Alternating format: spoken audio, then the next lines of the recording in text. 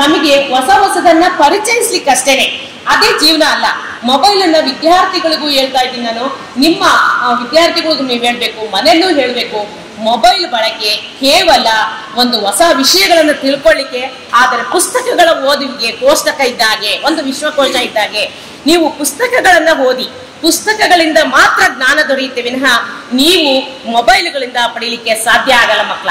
ಅದಕ್ಕೋಸ್ಕರನೇ ಪ್ರತಿಯೊಂದಕ್ಕೂ ಏನಾದ್ರು ಒಂದ್ ತಕ್ಷಣ ಇವತ್ತೇನಾದ್ರೂ ಒಂದು ಹೊಸ ಹೊರಡ್ತೀನಿ ಅಂತಂದ್ರೆ ಅದಕ್ಕೆ ಮೊಬೈಲ್ ಅನ್ನು ಇಂಟರ್ನೆಟ್ ಆನ್ ಮಾಡ್ತೀರಾ.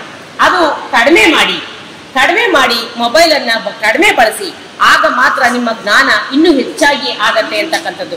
ಇವತ್ತು ಎಲ್ಲರೂ ಸಹ ಮೊಬೈಲಕ್ಕೆ ಮರೆ ಹೋಗಿದ್ದಾರೆ. ಮಗುವಿಗೆ ಊಟ ಮಾಡಿಸೋದ್ರಿಂದ ಹಿಡಿದು ಊಟ ಮಾಡ್ಸಕ್ಕೆ ಅಮ್ಮಂದಿರು ಮುಂಚೆ ಲಾಲಿ ಹಾಲಾಡ್ತಿದ್ರು, ಹಳ್ಳಿಗಳ ಕಡೆ ಹಾಡುಗಳನ್ನ ಹಾಡ್ತಾ ಇದ್ರು, ಕಂಕ್ಳಲ್ಲಿ ಇಟ್ಕೊತಾ ಇದ್ರು. ಮಗುವಿನ ಬಗ್ಗೆ ನನಗೆ ಬಹಳ, ನಾನು ಮಂಡ್ಯ ಸೊಸೆ, ನಾನು ಸ್ವರ್ಣ ಸಂದರ್ಭದವರೇ. ಈಗ ತಾನೇ ಅವ್ರಿಗೆ ಹೇಳ್ತಾ ಇದ್ರು, ನಾನು ನೆಕ್ಸ್ಟ್ ಅಂಗವಿಕಲರ ಇಲ್ಲಿ ಒಂದು ಸ್ಕೂಲ್ ಇದೆ, ಅದರ ಪಕ್ಕದಲ್ಲೇ ನಮ್ಮ ಮನೆ. ಹಾಗಾಗಿ ನನಗೆ ಈ ಒಂದು ಪಾರ್ಕ್ ಅಲ್ಲಿ ಇಲ್ಲಿ ಬಂದು 2000ದಿಂದ ನಾನು ಯಾವಾಗ್ಲೂ ಇಲ್ಲಿ ಓಡಾಡ್ತಿದ್ದೆ. ಆಗ BEd 2003 ಅಥವಾ 2000.